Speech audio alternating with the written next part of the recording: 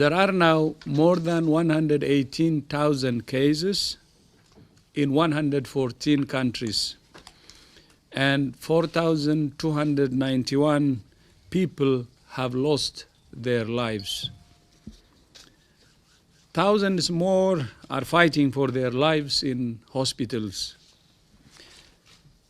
In the days and weeks ahead, we expect to see the number of cases, the number of deaths, and the number of affected countries climb even higher. WHO has been assessing this outbreak around the clock, and we're deeply concerned both by the alarming levels of spread and severity and by the alarming levels of inaction. We have therefore made the assessment that COVID-19 can be characterized as a pandemic. А сегодня ВОЗ объявила о том, что уже пандемия по коронавирусной инфекции. Значит, коронавирусная инфекция на сегодняшний день уже регистрируется почти во всех странах, больше 110 стран, и наибольшее количество регистрируется в таких странах, как, на первом месте мы знаем, это Китай, Южная Корея, Иран, Италия присоединилась, Испания, Франция, Германия и так далее.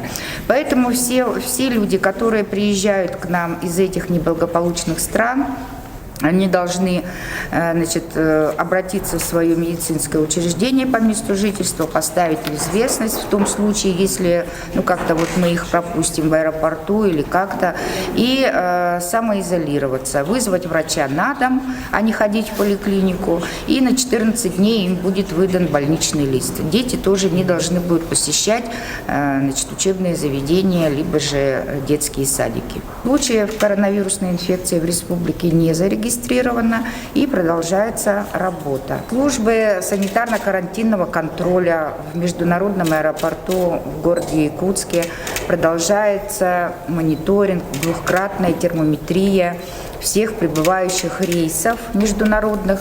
Представители авиакомпании «Аэрофлот» и «Севен» Якутии, они нам передают данные по спискам. Значит, если там есть иностранные граждане, то мы их, конечно же, также берем под наблюдение.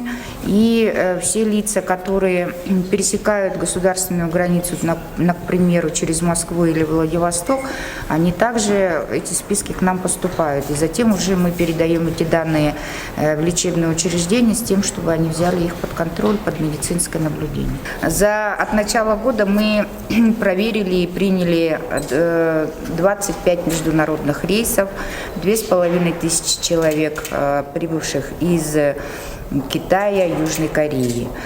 Вчера мы встретили рейс совмещенной авиакомпании «Якутия» из Владивостока и Благовещенска, где якутяне прибыли из Сеула через город Владивосток. Всех их мы вчера также проверили, проанкетировали, взяли у них анализы и передали в медицинские учреждения по месту жительства под медицинское наблюдение.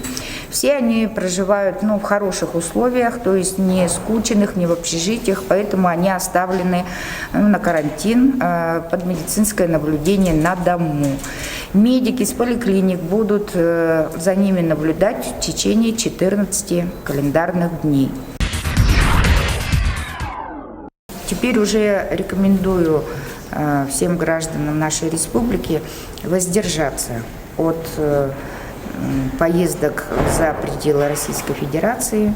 Я внесла предложение Министерству образования и науки Республики с тем, чтобы они также рекомендовали всем школьникам, организованным группам, которые спланировали свои поездки в города России с целью профориентации в период весенних каникул. И, наверное, следить за своим здоровьем. То, что существует Конституция Российской Федерации, по которой непосредственно каждый гражданин свободен в своем передвижении. За здоровье заботимся сами, принимаем решения самостоятельно. Безусловно, по учреждениям, которые заграничные командировки, заграничные выезды будут ограничены, это безусловно. Я думаю, что здесь собственная безопасность превыше. Мы на сегодняшний день предлагаем работодателям проведение следующих мероприятий. Во всех учреждениях, общественных местах мы уже с прошлой недели ввели усиленный дезинфекционный режим. Это в общественных местах, культурно-массовых учреждениях и на транспорте. Эти мероприятия на сегодняшний день проводятся. Эффективность их проверяется. Сегодня мы обращаемся к работодателям учреждений и предприятий с тем, чтобы они такой же режим проветривания каждые 2 часа, дезинфекционный режим, чтобы также в учреждениях и предприятиях они организовали. На настоящий момент мы принимаем решения по мере ситуации, которая складывается, в том числе с распространением коронавируса. Так, непосредственно ряд мероприятий, как вы знаете, уже отменен, перенесен. Часть мероприятий переведены в режим, который не допускает присутствия непосредственно иностранцев во время этих мероприятий. В таком режиме, например, будет проходить международный кинофестиваль, который вот сейчас у нас в марте проходит. У нас планировался на этом международном кинофестивале руководитель жюри по документальным фильмам из Ирана, и он самостоятельно, и мы тоже приняли решение о его замене. Все остальные фильмы иностранного производства будут на этом фестивале просмотрены, гостей у нас иностранных не будет. И постепенно также будем принимать решения в зависимости от обстоятельств, которые есть на территории республики. На настоящий момент ряд организаторов выходят самостоятельно с точки зрения того, чтобы не проводить мероприятия. Так, Федерация масс-рестлинга, соответственно, вышла с инициативой о том, чтобы непосредственно не проводить чемпионат мира по масс-рестлингу в этом году, который они планировали. Поэтому достаточно четко и слаженно отрабатываем в данном направлении. Хотелось бы понимания с той позиции, что в любом случае, если даже посмотреть на практику, которая идет в субъекте Российской Федерации, таком как город Москва, то, соответственно, там решением ограничено количество граждан, присутствующих на мероприятии, до 5000. Речь идет о разбивке мероприятий на несколько этапов. Ну и, соответственно, и своим опытом, и опытом наших коллег из других субъектов мы будем разрешать данную ситуацию.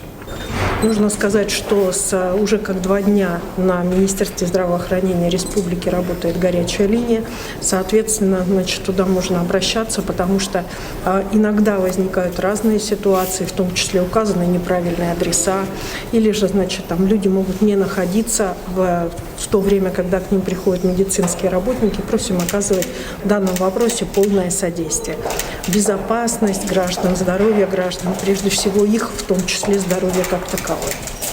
Что касается масочного режима, я хочу обратить внимание, Республика Саха-Якутия, так же, как и все субъекты Российской Федерации, принимает все меры для того, чтобы постоянно пополнять масочный запас. Другой разговор, что каждый, в любом случае, мы живем здесь, каждый заботится у нас о здоровье, поэтому, безусловно, я даже сегодня говорю и призываю, в том числе и наши школы и так далее, начинать, в том числе и шить маски. Потому что достаточно хороший способ. Вся Россия, сегодня те предприятия, которые непосредственно занимаются изготовлением масок, перешли на работу на круглосуточный режим, как было доложено на ВКС в присутствии заместителя председателя правительства Татьяны Алексеевны Голиковой. И на начало вообще возникновения вопроса по коронавирусу мы в республике даже не делали анализ. Этот как таковой, вы помните, тест не осуществлялся в республике Саха-Якутия, а мы направляли анализы в Новосибирском. Благодаря усилиям соответствующим совместным главы республики Саха-Якутия Роспотребнадзора, соответственно, принято решение о том, что тест-система находится и здесь. Не каждый регион сегодня имеет тест-систему. Тест-системами вирусологическая лаборатория управления Роспотребнадзора в достаточном количестве снабжена, поэтому проблем с тест-системами в Якутии нет.